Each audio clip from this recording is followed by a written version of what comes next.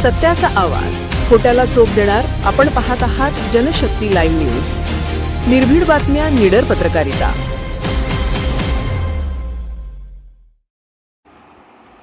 गवेच्या हल्ल्यात शेतकऱ्याचा मृत्यू, पालखुर्द परिसरात भीतीचे वातावरण.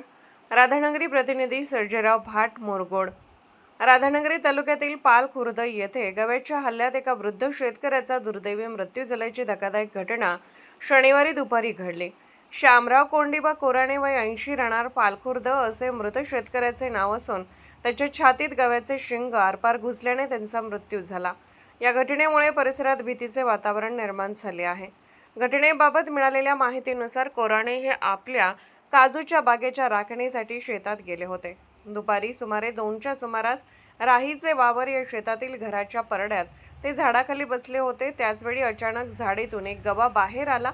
गवा अंगावर येत असल्याचे लक्षात येताच कोराणे यांनी स्वतःचा बचाव करण्यासाठी झाडाच्या आडोशाला जाण्याचा प्रयत्न केला. मात्र गव्याने त्यांच्यावर जोरदार हल्ला चढवला. या हल्ल्यात गव्याचे धारदार शिंग त्यांच्या छातीत घुसले.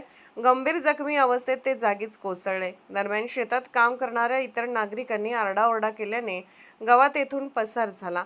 तात्काळ ग्रामस्थ व नातेवाईकांनी कोराणे यांना कोल्हापूर येथील CPR रुग्णालयात दाखल करण्यासाठी हलवले.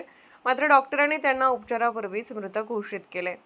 या घटनेची माहिती मिळताच वन विभागाच्या अधिकाऱ्यांनी घटनास्थळी धाव घेत पंचनामा केला. उत्तरीय तपासणीनंतर मृतदेह नातेवाईकांच्या ताब्यात देण्यात आला.